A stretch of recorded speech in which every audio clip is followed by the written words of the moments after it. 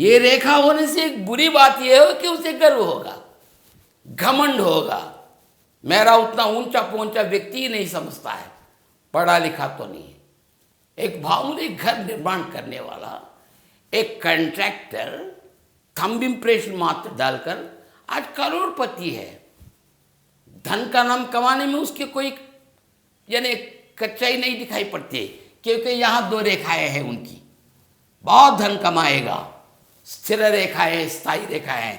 यहाँ से सहायता करने के लिए और एक रेखा इधर जा रही है, इधर बहुत कमाएगा, किंतु ये रेखा नहीं रहेगी, क्योंकि ये विद्या नहीं रहेगी। ये विद्या रहती है तो सभी को समझाने की, धन के साथ समझाने की कला भी है।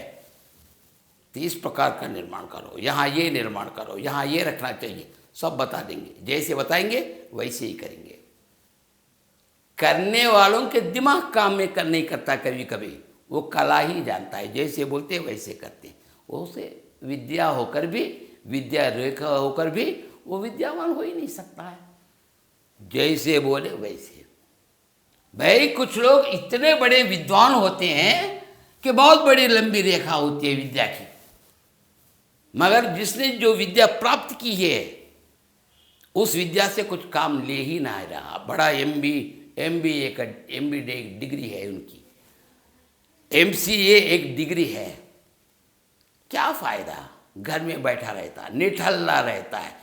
निठल्ला जो रहता है, विद्या होकर भी कला न होने के कारण विद्या रेखा उसे कहना शोभा नहीं देती। इस कारण चाहिए विज्ञान के साथ कला भी हो। अगर इस विद्या रेखा के साथ बुद्धि रेखा अच्छी हो और बुध स्थान में एक दो रेखाएं हो तो अच्छे विज्ञ होते हैं, प्राज्ञ होते हैं, प्रवीण होते हैं, कलाकार होते हैं। अपने विज्ञान को इतने सुंदर रूप से प्रस्तुत करते हैं, फिर उसकी कला की ओर अपने ये अंगुली उठाकर, तर्जनी उठाकर नहीं बताएंगे यहाँ की गलती हुई। उतने अच्छे कलाकार हैं। संगीत कहते हैं तो पत्थर पत्थर पिघल जाते हैं, वो विद्या है।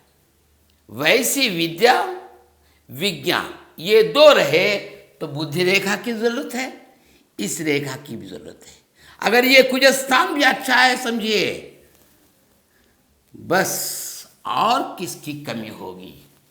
सुनहांक समय रुक जाता, ठोकने पीठ भूमंडल की, नभमंडल से टकराता है। ये है विज्ञान, ये है कला, ये है पांडित्य, ये है चमत्कार करने की शक्ति। स्मूर्ति उसी ही कला कहते हैं हम।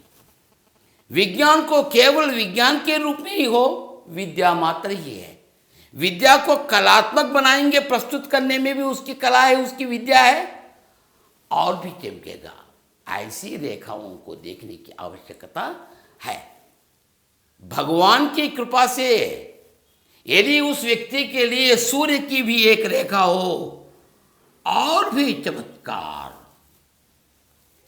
यानी जिस कला में उसका प्रवेश है, जिस विद्या में उसका प्रवेश है, उसमें बहुत तरक्की करेगा। केवल तरक्की करना ही नहीं, उस कला के द्वारा धन कमाना ही नहीं, धन क्या जाने, कौन जाने, यश कीर्ति भी प्राप्त होती है उसके लिए। तो एक विद्या रेखा के बारे में बताने के लिए इतनी रेखाओं पर दृष्टिपात करने की आवश्यकता होती है। बंधु देखिएगा, सुना है कि महात्मा गांधी के लिए, हमारे राष्ट्रपिता के लिए दो दो बुद्धि रेखाएं होती थी। बस उसने क्या न किया, सब कुछ किया। वे राष्ट्रपिता बन गए हैं अपने कर्मों से, अपने कार्यों से। हर कोई व्यक्ति महात्मा गांधी के सामने सिर झुका कर रहते हैं। उन्नत शिखर है, थे साधारण से ऊंचाई ही, किंतु उनकी बातों में, उनकी चेष्टाओं में, उनकी करतूतों में, उनकी बहस में कैसी शालीनता, गोरे भी डर गए, यानी ब्रिटिश के लोग भी डर गए उनकी वाक शक्ति को देखकर। ये था उनका विज्ञान, वो थी उनकी कला। तो विद्या के बारे में बताने के लिए इन दोनों इस रेखा का होना तो अत्यंत आवश्यक है।